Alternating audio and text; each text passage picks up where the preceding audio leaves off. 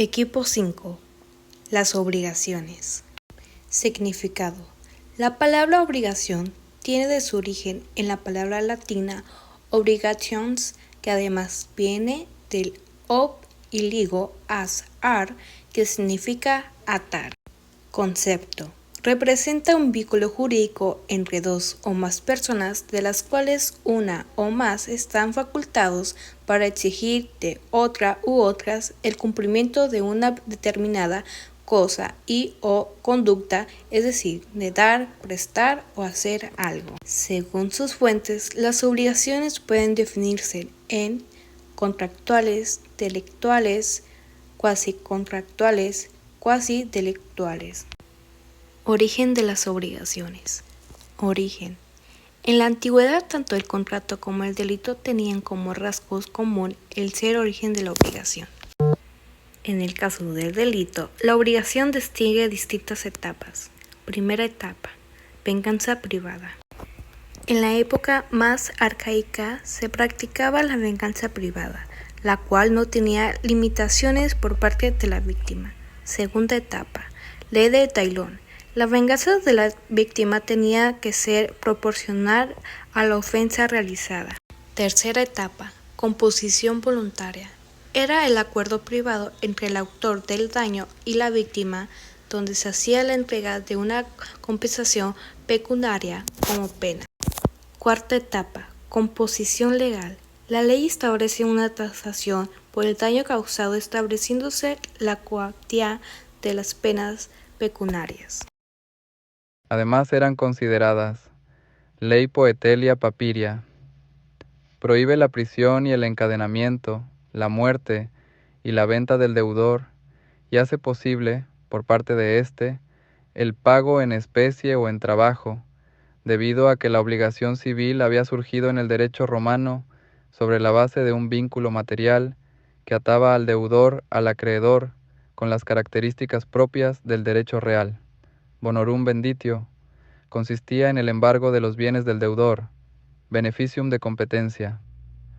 Una vez que los acreedores atacaban el patrimonio del deudor, éste solicitaba un minimum vital para subsistir él y su familia. A. El acreedor es el sujeto activo, puede haber uno o varios, le pertenece el derecho de exigir del deudor la prestación que es objeto de la obligación. B. El deudor es el sujeto pasivo, puede haber uno o varios, es la persona que está obligada a responder al acreedor del objeto de la obligación. C. Un objeto es el acto que el deudor debe realizar en provecho del acreedor. Los jurisconsultos romanos lo llaman facere, lo que comprende una abstención. D. Vínculo jurídico, relación de derecho que liga al acreedor con el deudor y autoriza al primero a ejercitar las acciones para exigir al deudor el cumplimiento de una prestación. Por el sujeto, unitaria, un solo deudor, un acreedor.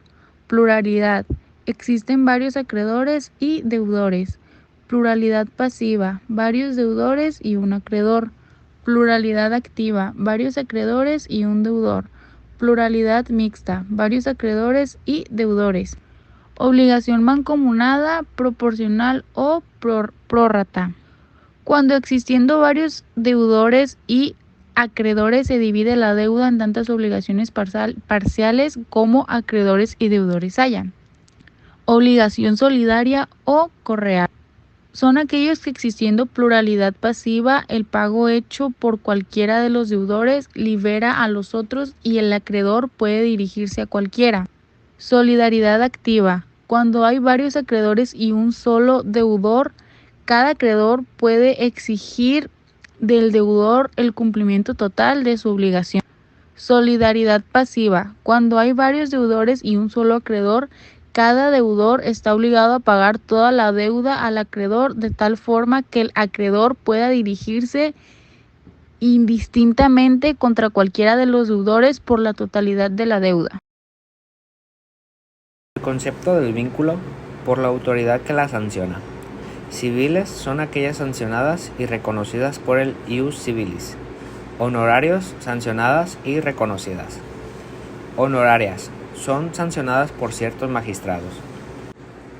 En el concepto del objeto, son obligaciones divisibles e indivisibles. La clasificación de las obligaciones en divisibles e indivisibles se deriva de la naturaleza del objeto de las mismas y del cumplimiento o ejecución de las prestaciones que constituyen ese mismo objeto. En el concepto de conjuntivas, implica la pluralidad de objetos a los cuales se refiere el contenido en la prestación, y el deudor, para liberarse de la obligación, esto es, para satisfacer completamente la expectativa del acreedor, debe entregar todos los objetos a los cuales se refiere la obligación. La alternativa se caracteriza por tener prestación doble y múltiple, pero siendo la relación única obligatoria. La obligación alternativa no siempre está referida a objetos, también puede estar referida a conductas.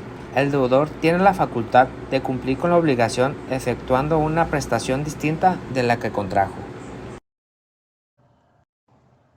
Por el derecho, ius civilis, las celebradas por los ciudadanos romanos y se encuentran reguladas por el ordenamiento jurídico civil romano. Ius gentium, celebradas por los extranjeros entre sí y entre extranjeros y ciudadanos romanos, se encuentran reguladas por el derecho de gentes.